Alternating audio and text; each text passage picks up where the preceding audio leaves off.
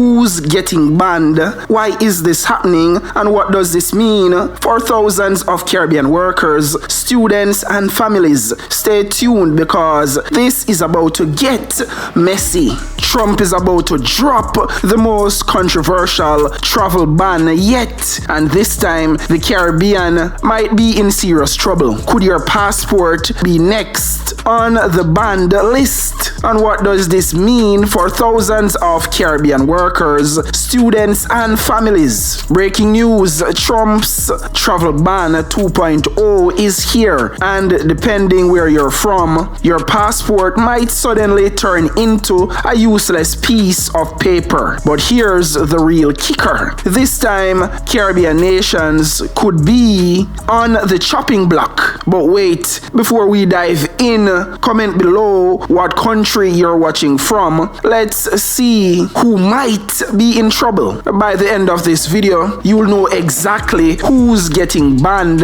why is it happening, and the absolute geopolitical firestorm it's about to unleash.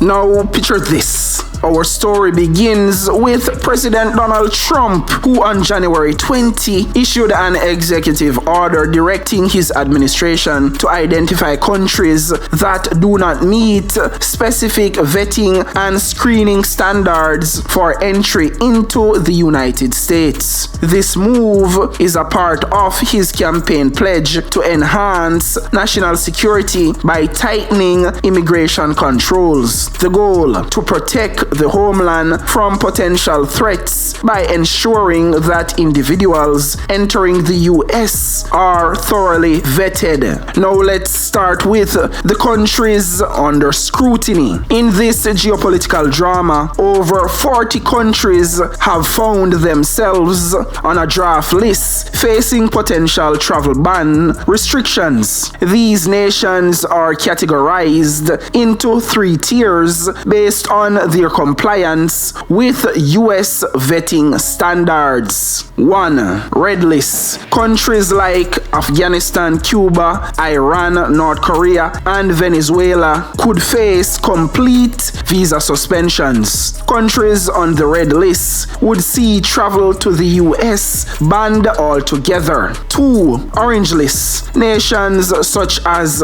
Russia and Belarus might experience partial suspensions affecting various visa types, while countries on the middle or orange list would face visa restrictions. 3. Yellow list. A group of 22 countries has been given 60 days to address identified security deficiencies or risk future restrictions. A lower tier of nations would be put on notice by the administration that they need to address problems. So Jamaica would fall, along with the rest of the Caribbean countries, would fall on the yellow list, where them put up on notice, say, hey, Jamaica, we have a problem. Me and Cuba are no friend. Me categorize Cuba as some form of terrorist threat in one form or another.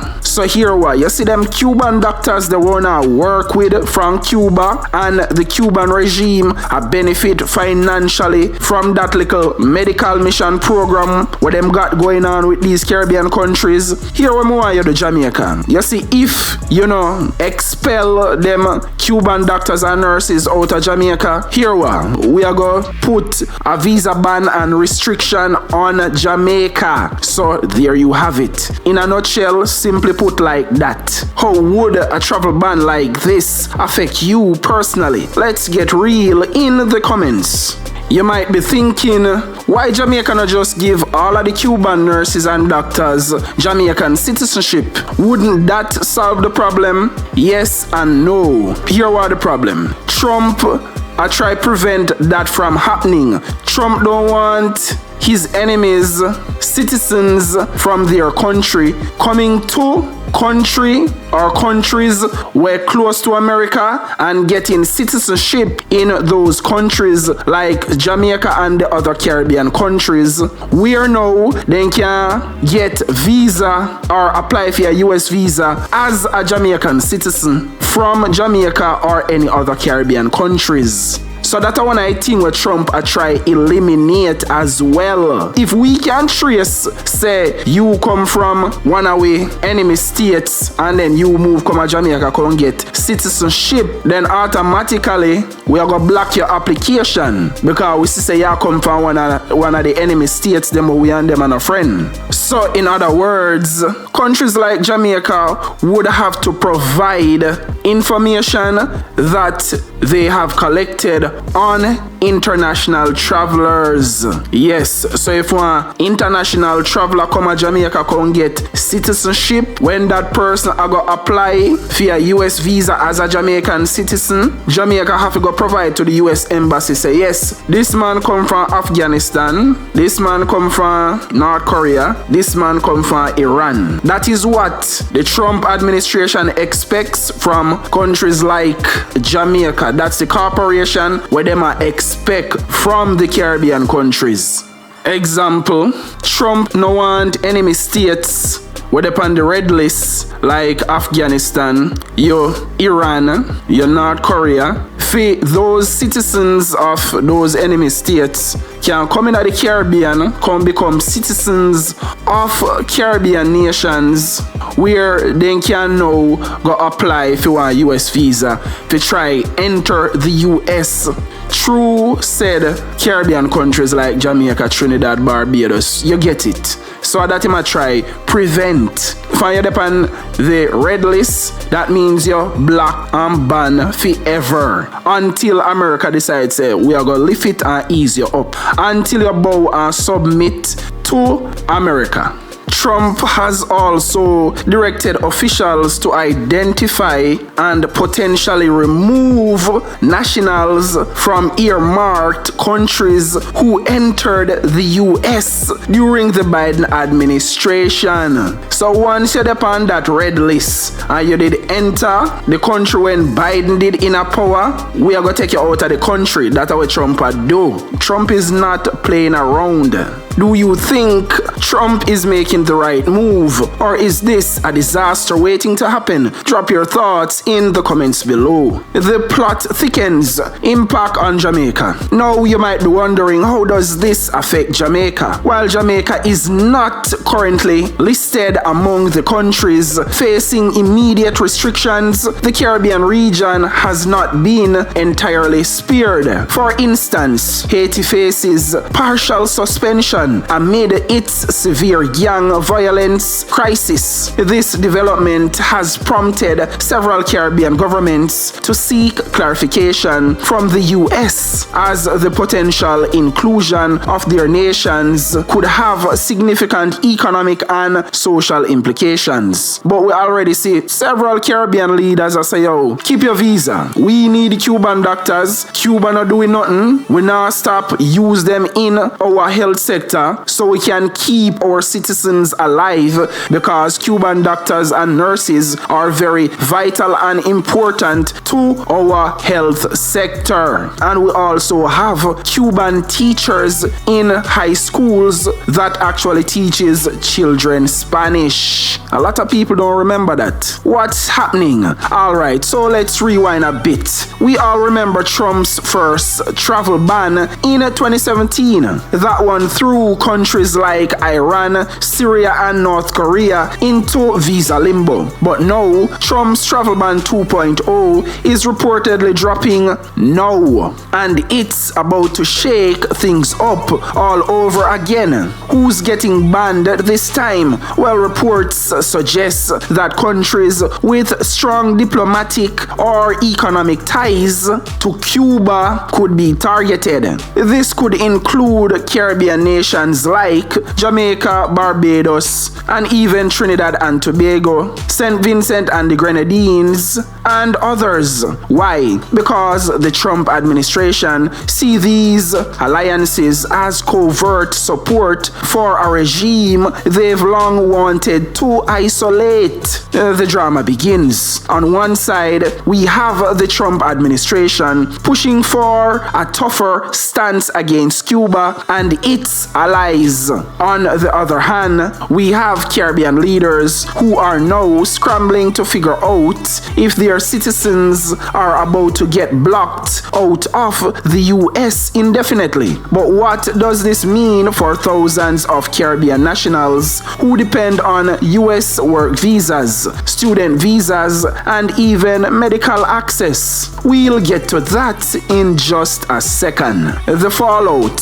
So let's talk about consequences, because this move isn't happening in a vacuum. Caribbean countries are fuming. Leaders from the Caribbean community, CARICOM, are already drafting statements calling this a reckless attack on small island nations. Cuba, they're watching with popcorn. Havana has always been in Washington's crosshairs, but now they're watching as other countries take the heat for simply doing business with them. Visa holders, panic mode activated. Thousands of Caribbean nationals who work seasonal jobs in the US, like farm workers and hospitality employees, are on edge, wondering if they'll even be allowed back next year. But here's where things take a plot twist. Several powerful Caribbean American lobby groups are preparing to fight back. Lawsuits, diplomatic pressure, and even threats of economic retaliation. Yes, small nations do have leverage, are already being discussed. Leverage? I wonder what that look like. You see, small island nations like Jamaica, with an economy that's built like a house of cards, built on a foundation of sand that heavily depends on tourism, cannot afford a travel ban, a visa restriction, a remittance block. Because if Trump decides them will block every remittance will come to Jamaica from the US, Jamaica in a problem. Jamaica has made tourism its number one way of earning US foreign exchange. That could never be, or that was never a good idea from the start. That means if America say jump, you have to say how high. Because you don't want America tell their citizens, say look, we have a travel ban on Jamaica and no US citizen can travel to Jamaica. Then what Jamaica go do? That's why I say the economy is a house of cards built on a foundation of sand. But will any of it actually work? Or is Trump about to pull the trigger anyway? Stick around, because what's coming next is where it all comes to a head. What happens next? Okay, so here we are. The Trump administration is pushing forward, convinced this is the best way to punish Cuban allies.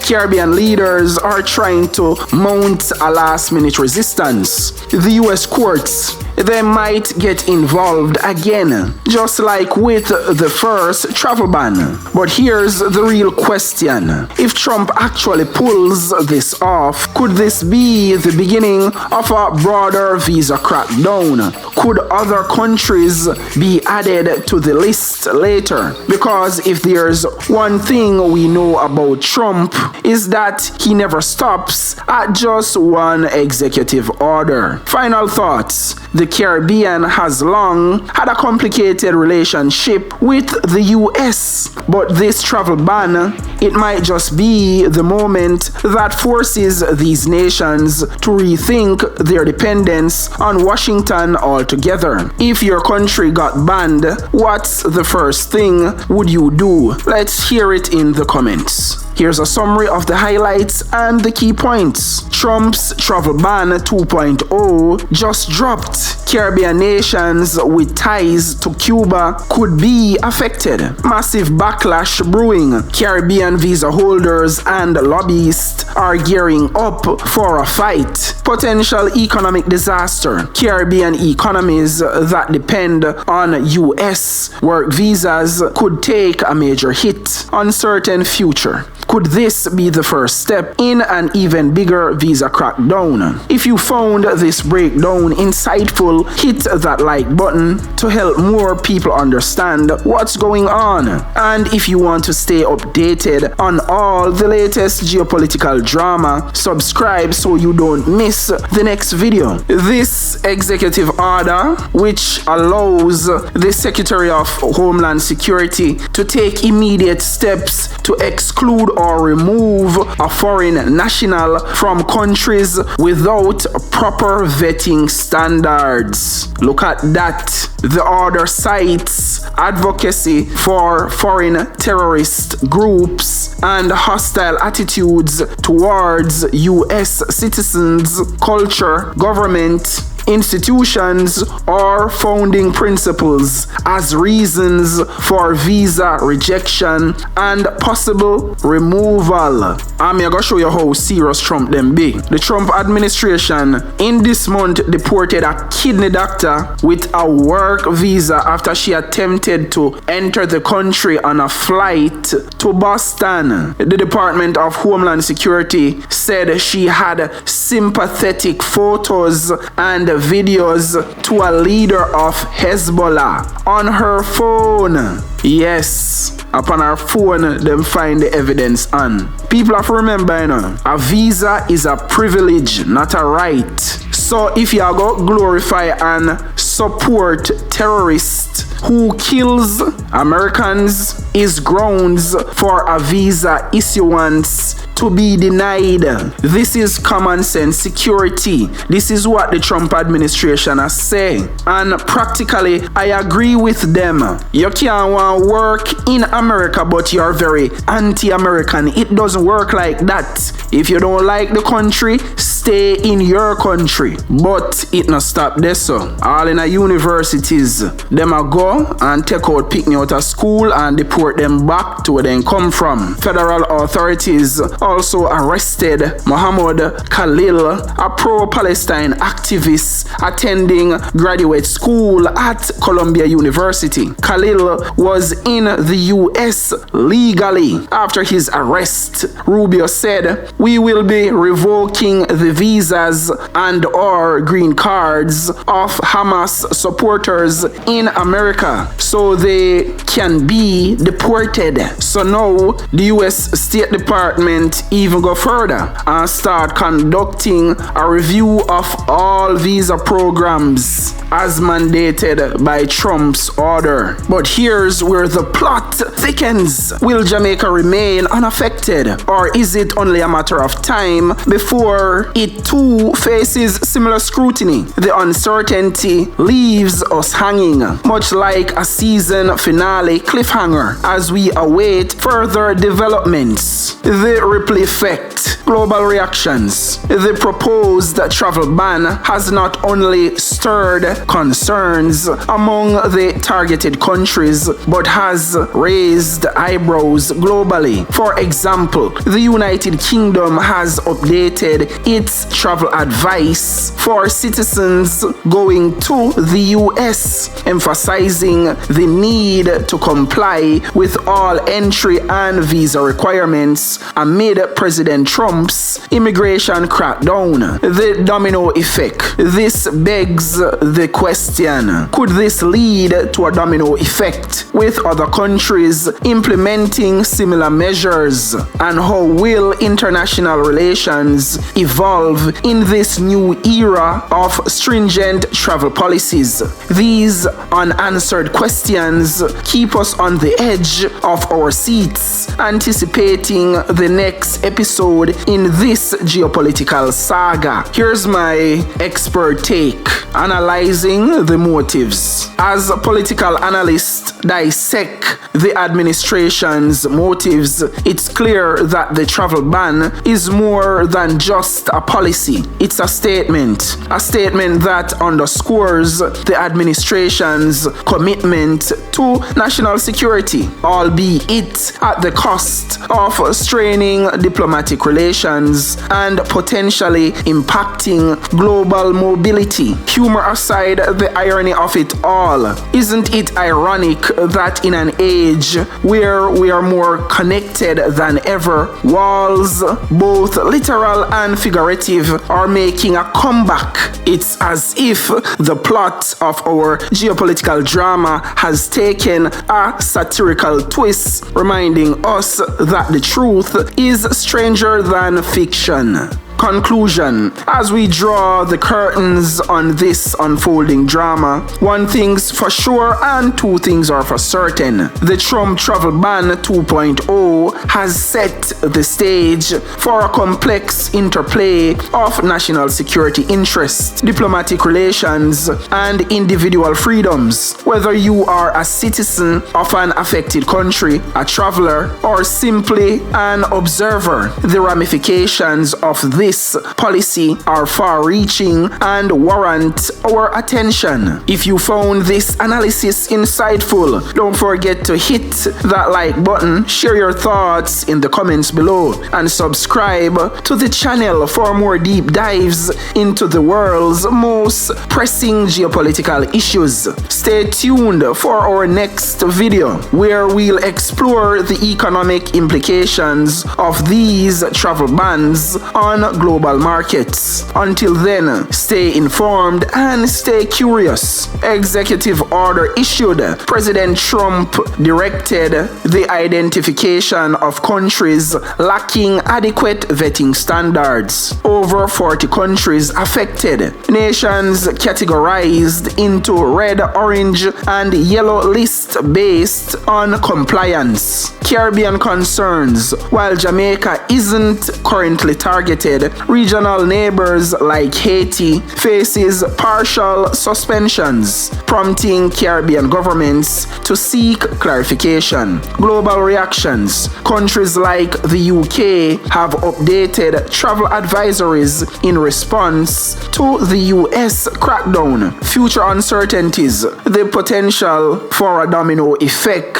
and evolving international relations remains a critical point of analysis. And there you have it, a comprehensive breakdown of the Trump travel ban 2.0 and its potential implication for Jamaica and the world. Remember, in the world of geopolitics, the only constant is change. Stay tuned as we continue to monitor and analyze these developments. What's your wildest prediction for Trump's next move? Let's see who gets it right. See you in the next one. One love, Jamaica.